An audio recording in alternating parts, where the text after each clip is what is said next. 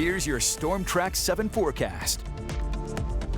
Happy midday to you all. This is Storm Track 7 meteorologist Robbie coming over. It's been a bit of a windy day so far, and again, we'll continue to deal with that through the rest of the afternoon. Sustained winds 10 to 20 miles an hour with some gusts reaching as high as 30 miles per hour. Again, these winds are out of the west because that cold front has been working through the area. We are going to be dry throughout the remainder of the day. We are just dealing with some lingering cloud coverage. We'll talk about that in just a second. But as we head into the rest of the evening, into the overnight time frame, you can really see those winds really begin to fizzle on out. 5 to 10 mile per hour range out of the west and southwest, as you can see. But like I mentioned, we will be dealing with a lot of cloud coverage for the rest of the afternoon, but it will be gradually decreasing and retreating off to the north as we head throughout the rest of the day. Outside of our southern areas, they do have a little bit more sunshine, and that's where temperatures have bumped up, or at least a little bit more warm compared to more of our northern counties, down to the 60s down there. But again, cloud coverage is going to be sticking around throughout a good chunk of the afternoon. But you do see around 4 or 5 o'clock, it's slowly retreating off to the north on the back side of this area of low pressure that's been impacting us yesterday, of course, with some rain showers. But heading into the evening time frame, again, decreasing cloud coverage, pretty much a mostly clear night lies ahead of us as well, heading into tomorrow morning. Lots of sunshine for tomorrow, but we are tracking the chance for some storms later tomorrow evening into tomorrow night. We'll talk about that in just a second as well. But let's sum up the forecast for this afternoon. Again, 50s mostly in the picture for our northern areas. Down to the south, where a little bit more sunshine is in the store. Again, as you can see, Iowa City, Washington, lower 60s are possibly in the picture there. Of course, we've got some of those windy conditions as well. A little bit cooler compared to the past weekend.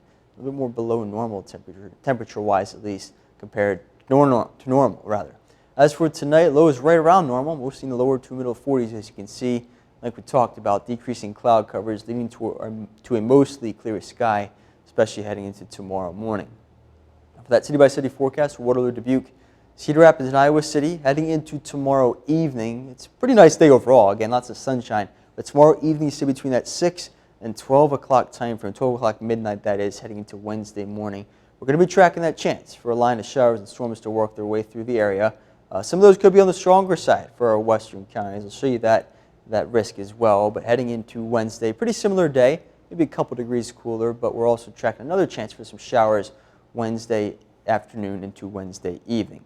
But here's that threat again for stronger storms like I mentioned. The main threat is off through our west, across western Iowa. That's at level 2 out of 5 yellow shading that you see there.